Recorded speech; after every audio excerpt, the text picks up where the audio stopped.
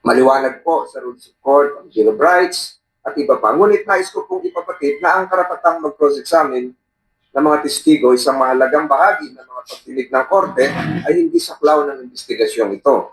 Ang proseso ng cross-examination at iba pang pamamaraan na ginagamit ng korte ay eksklusibo sa judikatura. But we recognize this committee, again, as an officer of the court, recognizes the primacy of the judiciary insofar as this issue is concerned. One, because the committee requested the Regional Trial Court of Pasig to allow the detainees to attend today's hearing. It is an acknowledgement of the court's jurisdiction over the accused. Number two, the committee, before it moved and conducted a hearing today,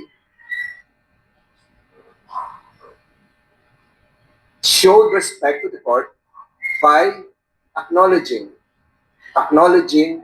the court's jurisdiction and not conducting a hearing without the prior court approval. And number two, and I would want to make a motion here before I continue my opening statement, Madam Chair, this committee should likewise be furnished a copy of any opposition filed to form part of the records of these proceedings of the counsel of those accused present here. I request, Madam Chair, that we be provided copies of any opposition filed by the group of Pastor Kibuloy and all other accused in the Pasig case, if that would merit the consideration of this committee, Madam Chair. So ruled majority. Thank you, Madam Chair. That would form part of the records of this case, Madam Chair. And again, I reiterate what I've been saying here. Ang ating pong ginagawa ay hindi po para maghusga ng innocence or guilt ng mga akusado sa isang kaso. Subalit, nais po rin nating bigyan diin na napakaraming desisyon ng Korte Suprema, simula pa lang nung Arnold versus Nazareno, 1950, na binigyan din ng Korte Suprema ang kapangyarihan ng Senado na mag-imbita at magpatawag ng mga saksi, resource persons, para linawin ang paggawa ng batas. At kaya po tayo merong pagdinig ngayon. Subalit, nais ko pong hilingin sa lahat that during these proceedings, we show utmost respect and consideration to all persons here present, whether accuser or accused. Ang Senado po should remain as a bastion of dignity. Hindi po tayo narito para magtapon ng kung ano-anong dumi sa bawat isa, kung hindi para ipakita na ang paggawa ng batas ay ating pinapahalagahan at pinapahalagahan din natin ang karapatan ng mga naririto. Sa hukuman, meron silang, ulitin ko, meron silang karapatan na magsalita ang abogado. Dito po ay hindi. Let me ask the committee and all my colleagues here, whether present physically or virtually, to assure all of those listening that under our rules, all resource persons will be treated with respect and afforded fair treatment. And that this institution, as I've said, will always pride itself in upholding the principles of fairness and transparency. However, if there are legal matters against you, it must be addressed in the proper judicial forum, not here. In summary, while we have the authority to compel testimony in aid of legislation, any allegations or charges will have to be resolved in the court of law. And I'm now referring to the Regional Trial Court of Pasig. Madam Chair, let us always be reminded that we have a constitution. We have a living constitution, and that the constitution should stand as our unwavering shield, protecting the rights of all, whether accused or accuser, in ensuring that justice is served without discrimination and with fairness and equality. Sana po sa pagdinig na ito, makagawa tayo ng nararapat na pagbabago sa batas, and I'm referring to the Human Trafficking Act, the elements of which we cannot change because we're bound. Secretary Manalo is here by the Palermo Convention. Perhaps the penalties would be increased, but just the same, this hearing is required of us as part of the complexities of governance that would require us to listen to various voices, even those embroiled in legal challenges and scrutiny. Again, Madam Chair, it is crucial that we uphold the integrity of our legislative process by respecting all resource persons present and upholding due process and fairness. Our commitment must be to engage in a meaningful dialogue while adhering to the principles of justice and respect for individual rights. Our role is to seek the truth. To seek the truth. Mapaganda ho natin yung batas, marami nakikinig ngayon, and not to pass judgment. Madam Chair, thank you for giving me the privilege to have an opening statement, and again, let that serve as a continuing manifestation as to the role of this committee in the coming minutes and in the coming hours as we proceed. I now yield the floor. Maraming salamat po at magandang umaga sa inyo lahat. Maraming salamat din po, Majority Leader. At dagdag dun sa areas of legislation na tinukoy ng Majority Leader, inuulit ko lang yung bahagi ng opening statement ko rin kanina tungkol sa ating mga batas kaugnay ng pag-misuse ng usapin ng religious freedom, yung mga rape laws natin, kung nasasaklaw na nito yung mga usapin ng consent, sexual agency, at religious freedom, at yung mga labor laws din natin, kung saklaw yung mga karapatan at kagalingan ng mga tinatawag na religious volunteers. So muli, salamat po sa Majority Leader. And at this point, lastly, bago natin pakinggan yung ating mga victim survivors, may request po sa ating good Foreign Affairs Secretary Manalo dahil kinakailangan nilang umalis ng mas maaga na makapagbigay ng ilang mga salita sa atin. Secretary Manalo, you have the floor, sir. Thank you. Maraming salamat, Honorable Chairperson Senator Risa Tiveros, Honorable Senator Francis Tolentino, my colleagues in government, good morning. I just want to thank Senator Tiveros and this committee for giving the Department of Foreign Affairs the opportunity to contribute to our meeting today in aid of legislation.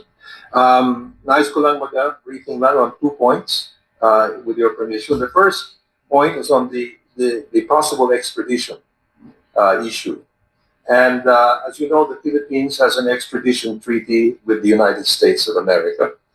I wish to report that as of this date, the Department of Foreign Affairs has not received a formal extradition request from the United States. Doon po sa isang issue din, I want to focus on the request for assistance by any Filipino nationals in the United States who may have been victims of human trafficking in relation to this case. As of this date, none of our foreign service posts in the United States have reported receiving any request for assistance. Madam Chair, the DFA is ready to assist in providing any information that we may receive from this state relevant to to today's legislative inquiry. And I'm also being joined today by Undersecretary Sis Domingo, who can add any input if needed for this morning. Thank you. Thank you very much, Secretary Manalo. Yes, would you, Sec Domingo, like to briefly add anything to these 2 updates on the formal request for extradition and the request for assistance? Okay, thank you, Madam Chair, Senator Tolentino. Yes, as Secretary Manalo has mentioned, that we have not yet received a formal request, but we are standing by We have also not received any request with regard to trafficking, with assistance with respect to the human trafficking. But all our Foreign Service posts and all our offices in the Department of Foreign Affairs stand ready. And we have been in informal consultation and communications with our sister agencies in government. Thank you, Madam. Thank you also, Yusek Domingo. The majority leader would Just one quick follow-up question addressed either to Secretary Manalo or Yusek Domingo. I have here in my possession in front of me our extradition treaty signed November 13, 1994, which I believe should be read alongside Presidential Decree 1069.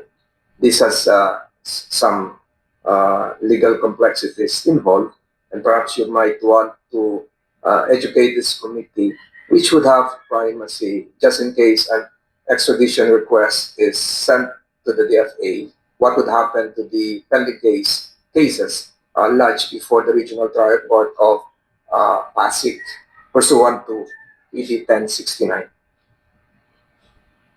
Thank you very much. Secretary Manalo.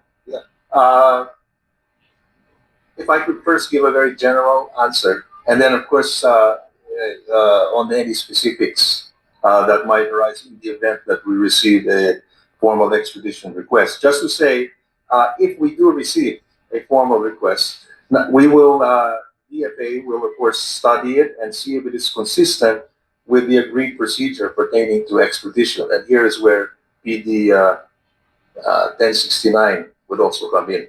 So we would have to study that. And then after, if we are satisfied with the request, we will of course refer it to the Department of Justice for relevant action. So in other words, we will still have to study any extradition request if received. Perhaps later, it's quite a detailed approach, pero yun ang general approach if we do receive such a request. Thank you.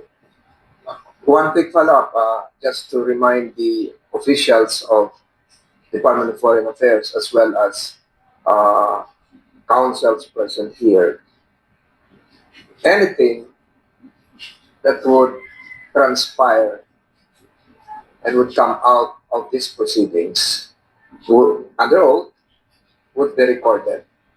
And pursuant to existing extradition rules, any request to have any transcripts coming out of these proceedings would have to be caused to the DFA. Kayo po ang magpapadala nito mula sa committee ito papunta kung saan man. So you should be aware of that, and that the lawyers here present should be aware of that, because this would trigger some concerns involving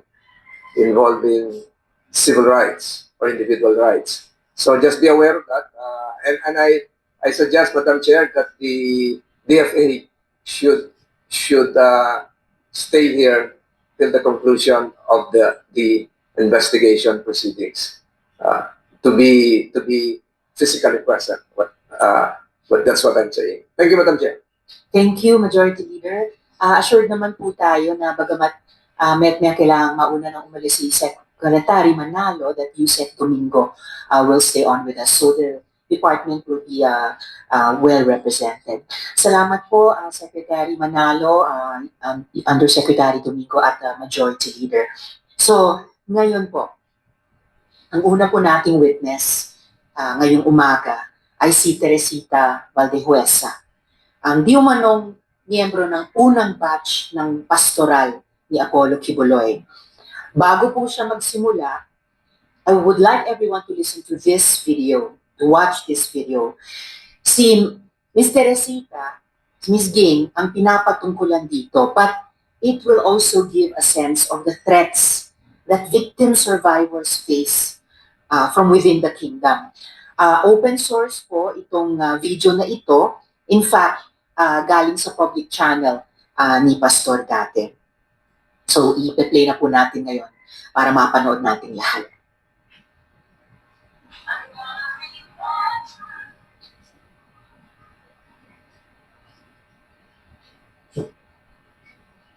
She contacted someone named Teresita Valdehuesa, who was a former worker here in the kingdom, who committed lapses of fornication with many, many ministers and men. That is why she was supposed to be disciplined, but she went out. This Miss Alina Ostapchenko is saying things against me, and we were able to do record every bit of what she said. Listen to her voice. Everything that you have said to Teresita Valdehuesa, who is a former worker here, who also backslid because of some lapses in immorality, will give you a sample of her voice that was recorded. Go. I'm fine, dear. I remember you ba yun? And I'm so glad that I'm already out of the kingdom. And it's a miracle that how I exit from there. Because the time kasi I was so fanatic before. But when, time passed, I realized many things I can also share with you if you like. He asked me if I'm ready to dedicate my life. I said yes because I don't know. For me, I was thinking to dedicate to God, so I never think about other stuff. And suddenly, he was on me already, and he was trying to pull my pants already off. And then things started to happen, and I understand that. Oh my goodness, it's like I have to relax, switch off my mind. I will not question. I will not ask if it's Father's will in my mind. That time, I will just ano na lang, not try not to feel anything like that. And because I was shocked by what's happening in the room. You have to prove that in court because this is an international ministry and I have an international reputation. You will be sued by the kingdom in all places that you go. We will not let this pass. Teresita Valdehuesa will be part of this. So better get your lawyers and defend yourself. We have lawyers all over the world. Wherever there is a kingdom, we have a general counsel in the name of Attorney Michael Green. In America, we have 18 lawyers who are observing all the happenings in the kingdom. We have financial consultants. We have lawyers who will defend the kingdom wherever it is being attacked. For the record po, yung pastoral na binanggit dito, si Ms. Alina, she gave her consent also to the playing of this video in this hearing. So, Ms. Teresita, meron po kayong testimonyang hinanda. Pwede nyo na pong basahin. You have the floor. Good morning po, Madam Chair, Honorable Senator Lisa Hontiveros, and to Honorable Senator Francisco Tolentino, and all the members of this august body. I come here today to share the truth that has been silenced for 3 decades because of great fear, and this is also on behalf of the many victims who have suffered in silence just like I have. I believe my testimony reflects their pain, struggles, and resilience. While I understand that this is aimed to aid in legislation, I am also grateful to be given this opportunity to inform those who still believe that Apollo Kibuloy has been innocent of the crimes he is accused of because he has never been. At the age of 17, I became a member of the church led by this man, Apollo Kibuloy, in 1918. I was a freshman student. I was eager and active in the community, even spending a significant portion of my college years living at a parsonage where he resided. In 1988, I made a difficult decision in my life to dedicate this to his ministry, driven by the belief that true fulfillment and salvation lay in serving God fully. This choice meant leaving behind my family, my career, and the person I once was. Despite the resistance of family and friends, I pursued my conviction. I joined a pioneering group that struggled to meet basic needs, but my desire to serve God fueled my persistence. Over time, I gained his trust and became a respected worker in the ministry. As the ministry grew, so did our blessings. We experienced answered prayers and expanding membership, which deepened our commitment to serving God. Apollo C. Kibuloy, whom I revered, was considered as God anointed, and his words held absolute authority. I respected him deeply, viewing him as truly the man of God.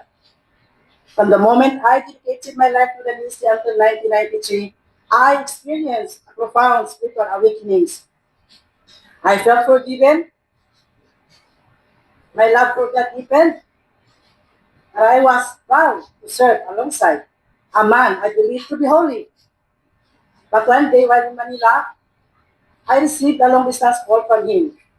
He informed me that he had received a divine revelation intended for me and instructed me to travel to Cebu where he would share this important message. He was also scheduled to preach in Cebu that Sunday. Upon arriving in Cebu City, we arranged for him to stay at the Park Place Hotel in Filipe Osmeña. That evening, he instructed me to remain in the hotel. While Linda Linda, the assigned worker, returned to the worker's house. When we were alone, I asked if I could just sleep on the sofa as it was a suite room. Instead, he insisted that I would sleep beside him and even sit in Bisaya, said in Bisaya, compatible kita gin, kaya parehas mo cover ang ating suot. Translated, we are compatible because our outfits were the same colors. I was wearing red pajamas with white pants, while he was dressed in a red t-shirt and white pants coincidentally. His words made me feel uneasy and quite nervous, and I saw a different personality in him, but I was quick to dismiss that unusual feeling. And because I had previously witnessed Ingrid Canada or ICC, Teresita Ganda, PPD, and Relina Salinas left in this room alternately, it led me to believe that it was just normal and harmless. Moreover, we had been conditioned to suppress any negative thoughts about him. We were warned that any suspicion on him would reflect our own personality, using the words found in 1 Timothy chapter 1, verse 15, I quote, to the pure, all things are pure. But to those who are corrupted and do not believe, nothing is pure. In fact, both their minds and consciences are corrupted, unquote. And in those days, absolute obedience was a must. We needed to have an unquestioned loyalty and reverence toward him. Sleeping beside a man I believed to be chosen by God was for me then a great privilege, an opportunity for a sinner like me.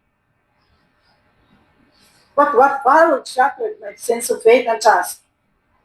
Without a word, after turning off the light, he embraced me, undressed me, and violated me with his lustful act, and left me in shock and speechless. He then said, "This is the fulfillment of God's revelation." He explained that God had revealed to him that I was to partake in God's life through him by surrendering my body, soul, and spirit. He also mentioned that other girls would go through him in a similar manner. His words were strange, but I was too shocked to respond.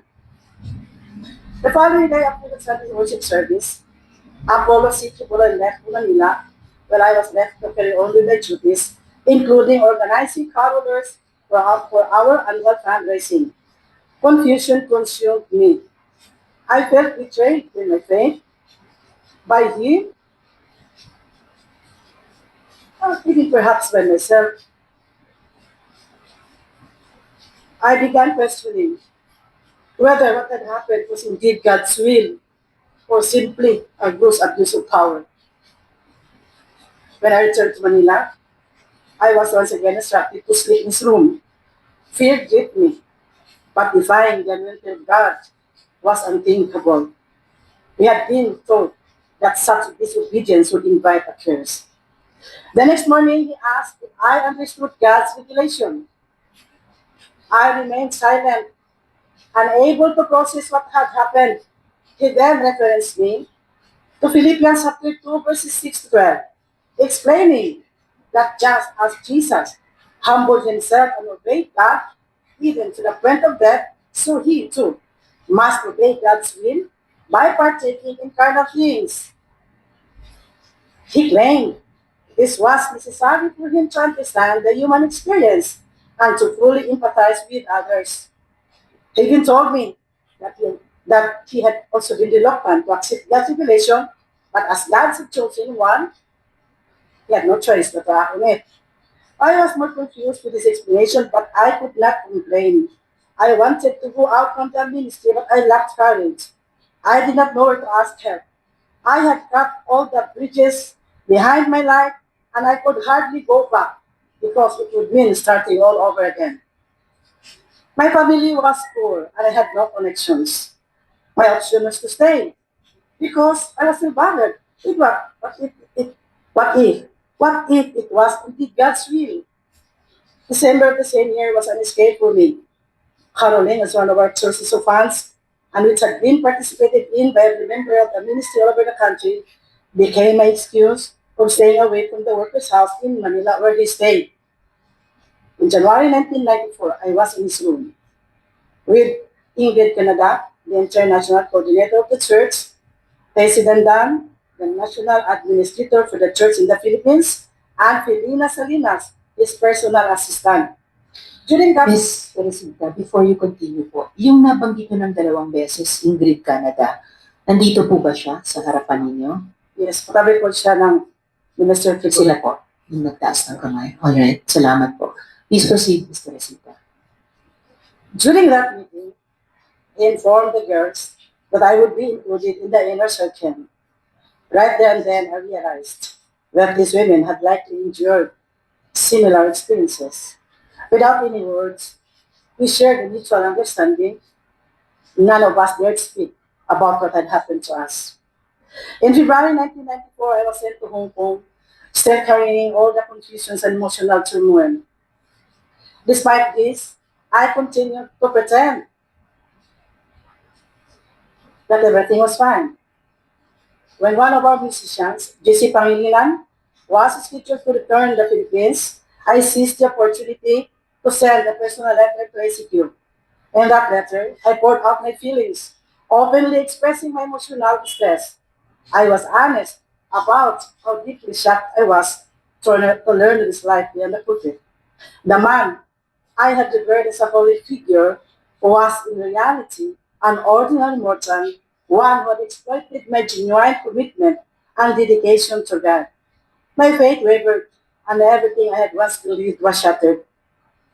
I prepared myself for a harsh response, expecting a violent reaction from him. To my surprise, there was none. Instead, I was sent back here.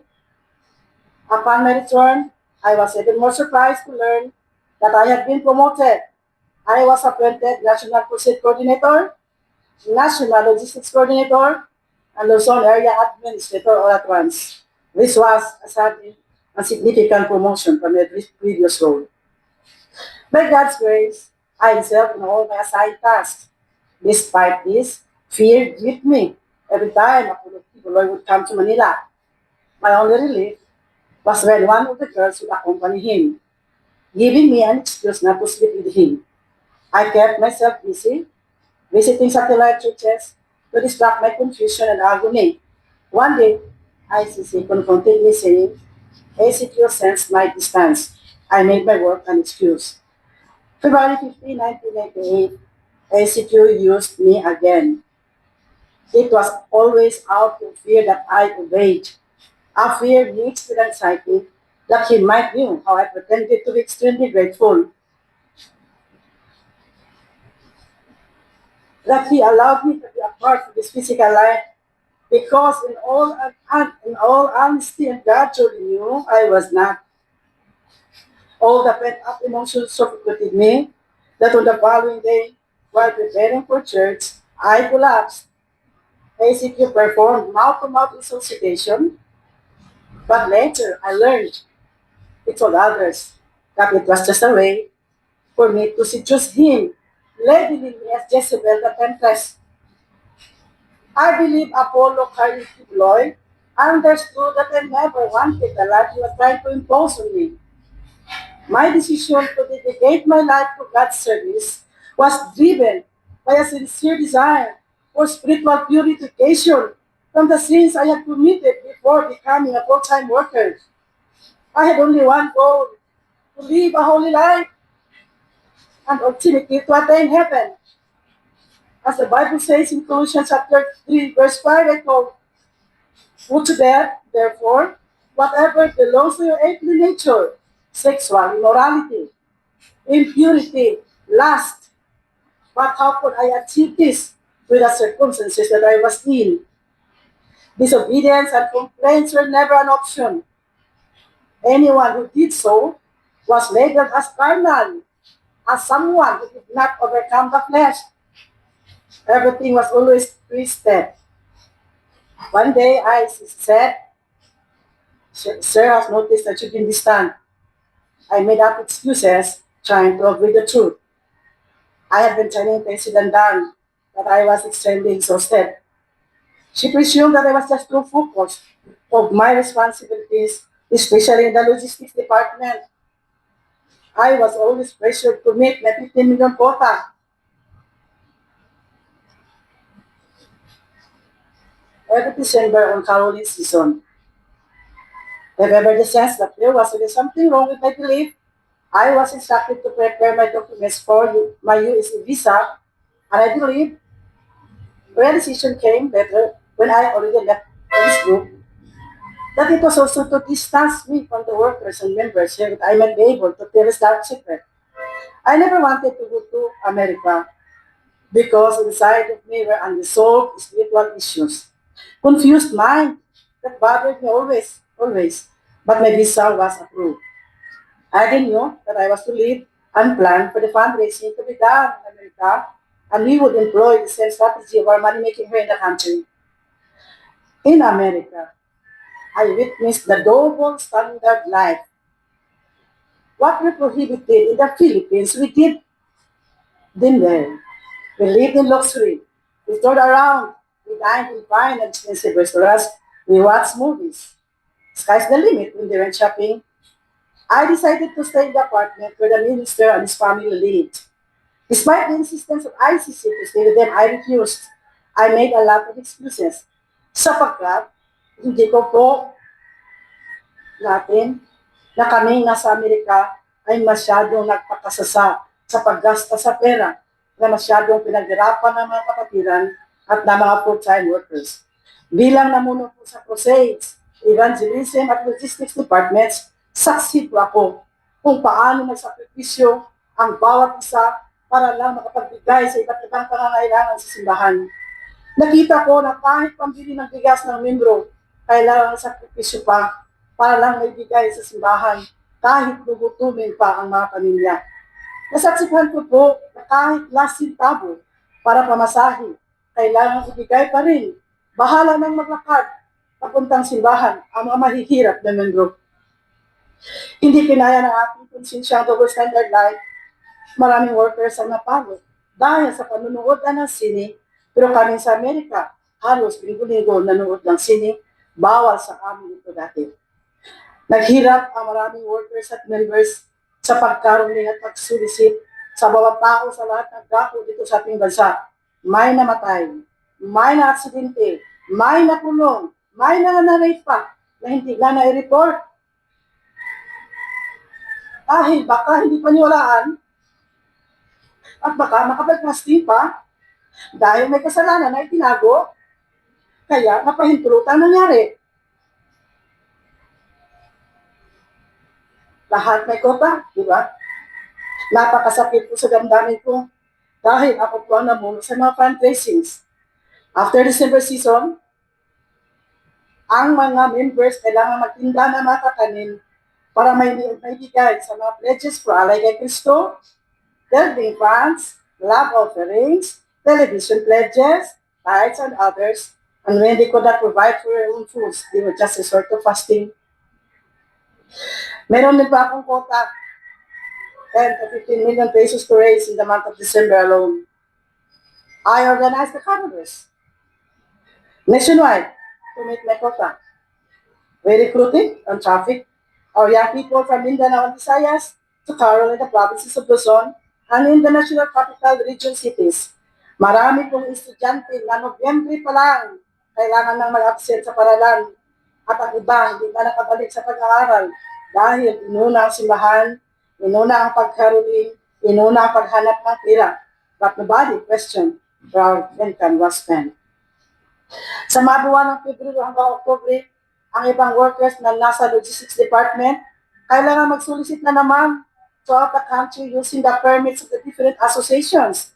Pag-asa ng buhay, Children's Way Foundation, tulong sa may kapansanan, handog ng pagmamahal, pagdamay sa dukha, Shivers for Christ. The supposed income na dapat ibigay sa mga beneficiaries sa mga nasabing associations, hindi naman talaga truthfully and honestly na ibigay. Only a little portion of the income was shared to the beneficiaries. Ang ibang workers naman, walang hinto sa pagtinda rin ng mga kapanin na may quota of 500 to 1,000 pesos a day, Monday to Saturday. Ito ang buhay ng mga workers na nasa logistics department. In America, they began to notice my indifference. ICC called my attention, stating there were reports from my assistant in the logistics department in Manila that I had secretly sent money to my family. Then, she informed me that ministers wrote letters to ACQ and reported that I tempted and fornicated with them during my visits to their satellite churches. I was so shocked to learn the sudden accusations. I also wrote a letter and enumerated the real circumstances of my life with all the ministers I came in contact with in relation to aggressive fundraising, being the National Logistics Coordinator. However, that was not enough. I was then forced to write a long letter of confession, making it appear that I was a sinner who committed all kinds of sins, including those I had committed before joining the ministry. I complied, believing that through this written confession, I would be totally forgiven from my old sins and burdens and be completely sanctified. In detail, I wrote everything I thought was considered sin I had committed from childhood until the present. I also implicated ACQ in my sins. It had the same tenor of the letter I wrote in Hong Kong in 1994. And this time, he was furious. Then ICC instructed me to revise my letter. I was told not to implicate ACQ and to state that I was the sole sinner and I was filthy. Upon realizing how angry ACQ was, I revised my letter out of fear and stated that I had sinned because I truly was filthy. In detail, I imagined sins. Ms. Teresita, yung paulit-ulit yung binabanggit na ICC, sino po yun? Ingrid Chavez Canada. Sila pa rin po. Alright. Please proceed. In detail, I imagined sins and I made it appear that I had committed them all. That was how stupid I was to obey and exaggerate my story. Just to appease the anger of our leader, Apollo C. Kibuloy, not knowing it would become my death sentence later. My exaggerated story was then distributed to all these leaders and ministers, and they believed I was filthy, I was pervert, and I was wicked, painting me as the sole guilty party, while ACQ remained innocent. Little did I know this confession would lead to my condemnation within the ministry. And Ms. Teresita, pag sinasabi niyo ACQ, sino po yun? Apollo Carion Tibuloy po, October 15, 1998. I was sent back here to receive a punishment through prayer and fasting in the guise of spiritual discipline. And the fasting they planned for me was beyond my imagination. It took me 7 months to suffer hunger and isolation in the mountain of Tamang, Kalinan, Davao City. They placed me in a small, dark, elevated room beside the kitchen, separated only by a mat and walls. My bed was rough, made of uneven slabs, with exposed nails pressing into my back as I slept. I woke up this morning in pain, with no beatings, and the cold October nights left me shivering. I requested a blanket and a mat, but I was denied. Every day from 8 to 5 p.m., I followed a strict routine, regardless of the weather, enduring hunger and isolation. No one allowed near me, as I was labeled filthy and deserving of this punishment. Members were forbidden to speak to me. I was physically very weak and so depressed. I prayed that God would just take my life. Ilang beses po ako nanalangin na sana kunin na ako ng Panginoon. I started to question God and wondered if this was truly a divine process or simply human punishment. I asked myself, is this a secret way of retaliating because I rejected the life imposed on me? It felt like vengeance and disguised as brutal discipline. My only solace came from reading the word of God from Genesis to Revelation over and over again. Every day was a struggle of faith. I struggled to believe that the process was still the perfect will of God for me.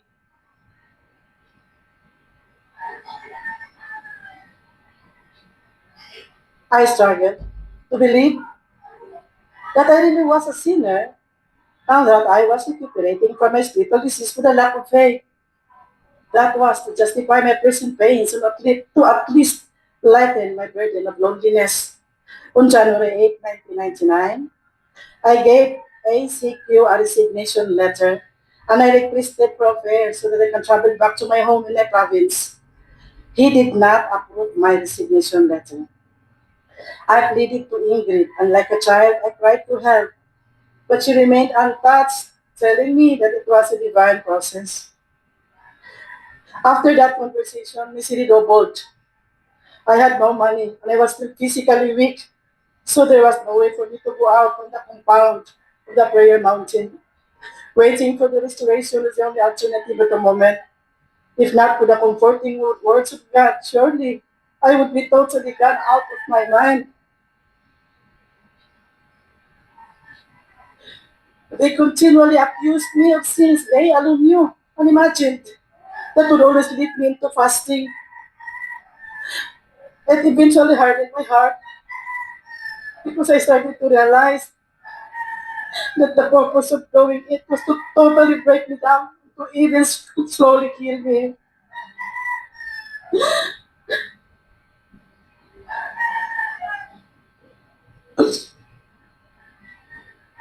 I no longer saw the reason to stay.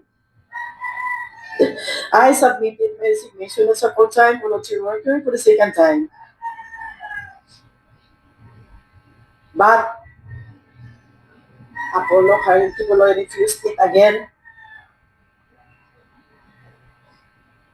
A week later, on September 30, 1999, I decided to leave without asking for permission, determined to free myself from his control. It was only when I left out of the group that I finally clearly understood that the man I had believed to be God's chosen and holy was an impostor, oppressor, and deceiver. He manipulated me using his authority and power as God's anointed. I thank God that He took me out from His bondage from that ambiguous feeling of fear mingled with so much love and loyalty to my Redeemer, Jesus Christ.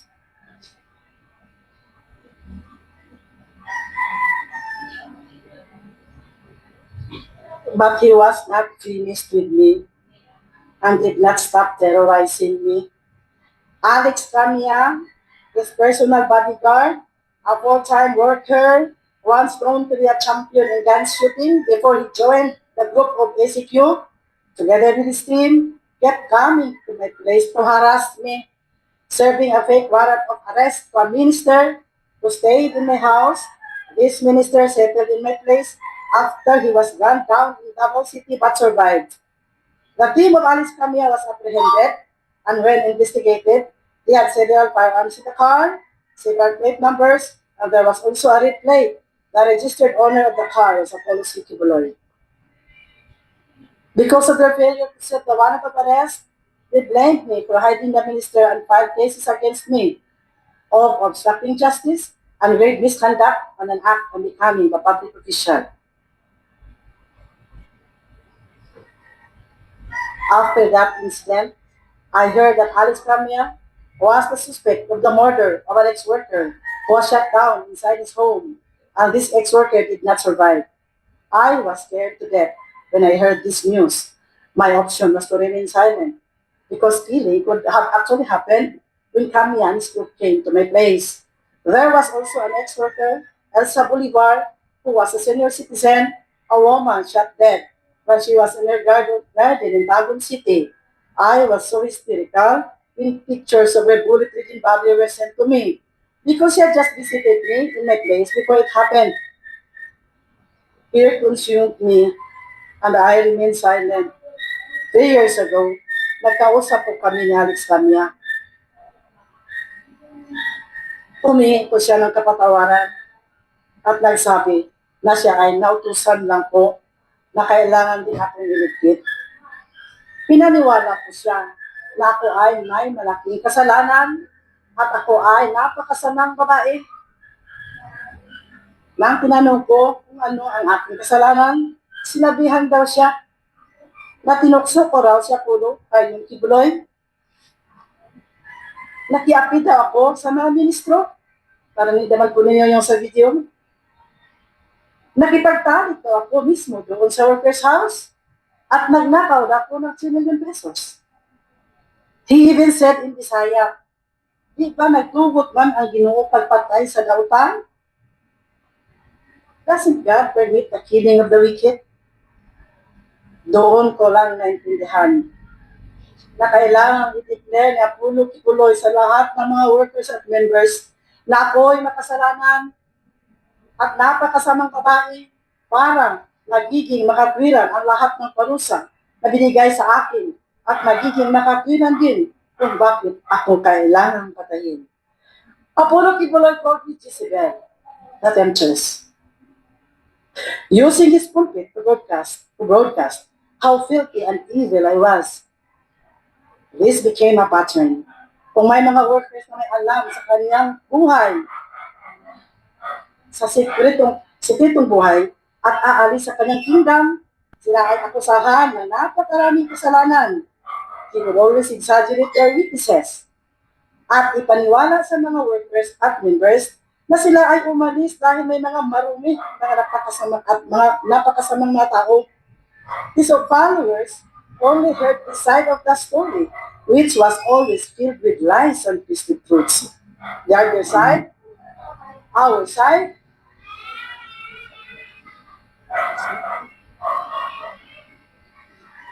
was never heard and was never allowed to be heard. They only believed whatever he fed them and even defended him and attacked those who defied their leaders without investigating the truthfulness of the circumstances. Nakita naman po siguro natin kung paano siniraan ng mga workers at defenders na Apollo Kibuloy ang mga testigo dito. Mga napakasamang descriptions para lang ipahiya ang mga nagsalita ng kanilang mga karanasan sa loob ng kanilang kingdom. Mga salitang hindi na sa mga tinatawag mga citizen ng kingdom of Jesus Christ. Their intention is only to demoralize and warn others of the consequences of defiance. Last August 2021, during one of his television programs, he once again maligned me, broadcasting nationally and internationally that I was a fornicator and an immoral woman, which we have just watched.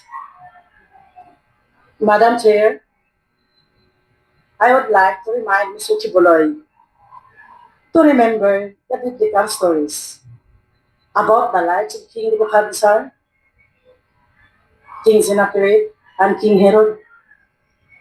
All of them fell into the hands of the Lord.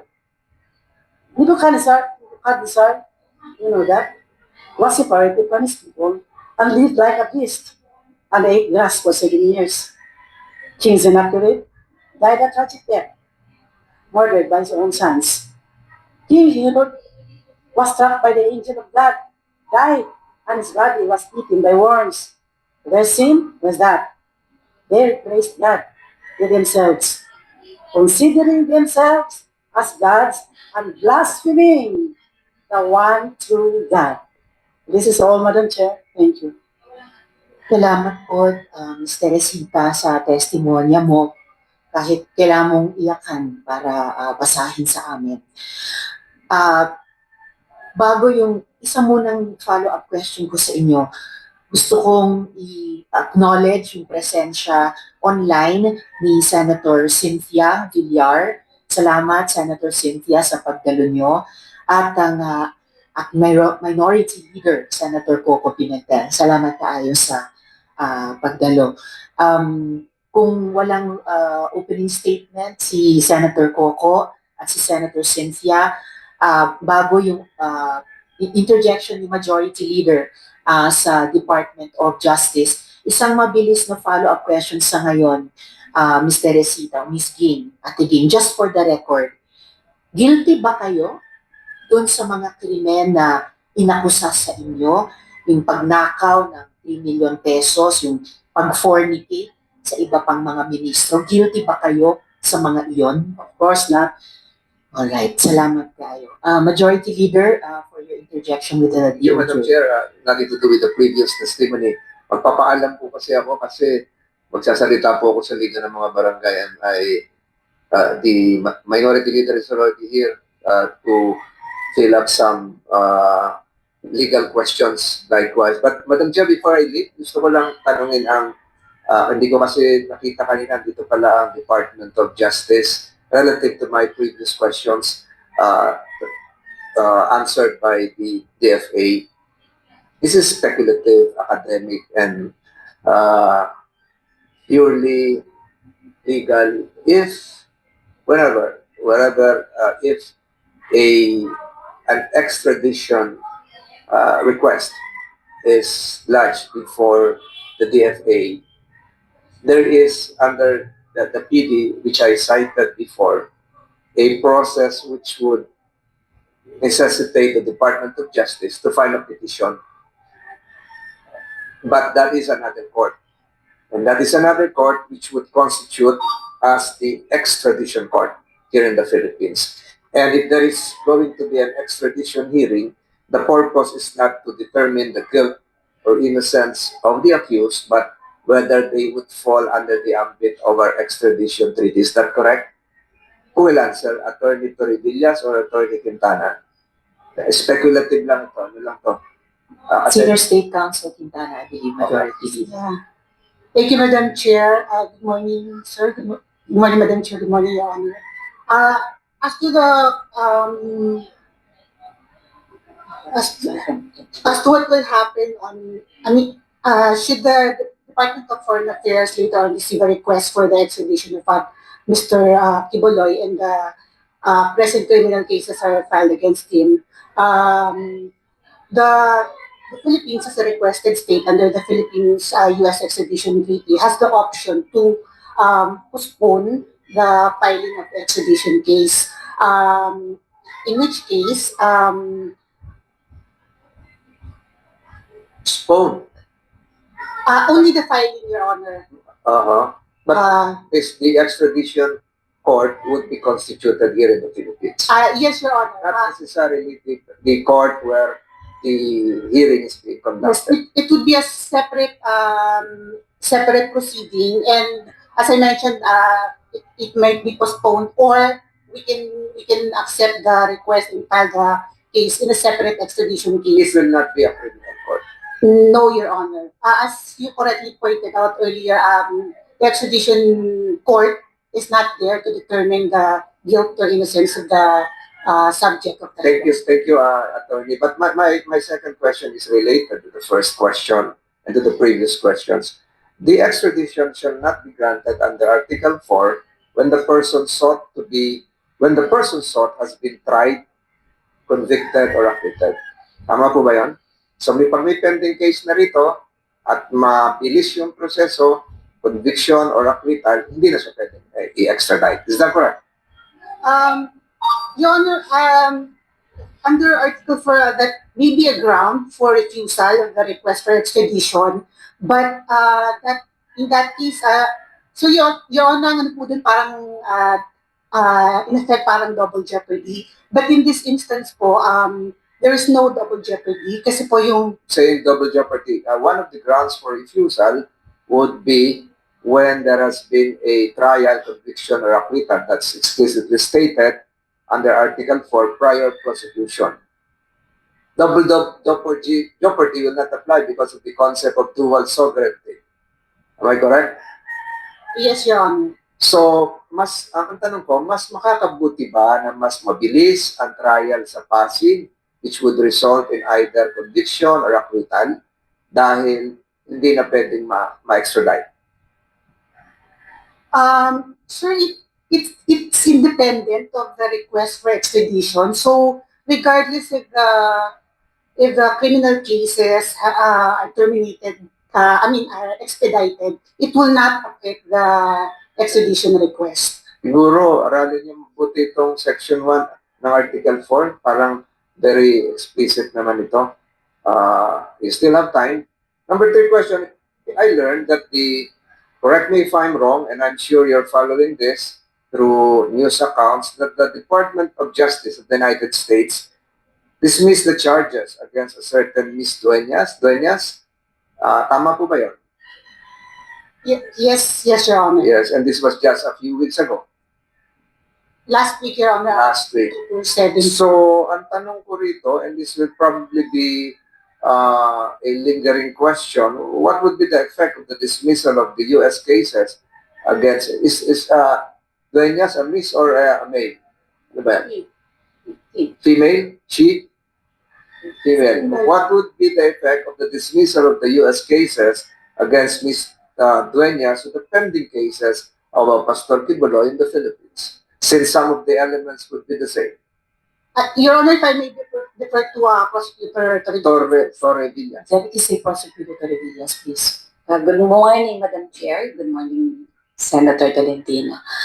It will not affect the cases pending against Pastor Kibuloy, considering that Ms. Dueñas is not one of the accused in those cases. One of the accused in cases pending for the Regional Trial Court here in Pasig or in the United States Department of Justice? Saan po? Saan jurisdiction? Before the Regional Trial Court of Pasig and Quezon City, Mr. Senator. So it won't affect. Yes. But there is an interrelationship between the elements involved in the U.S. cases and the Philippine cases. Tama po ba yan?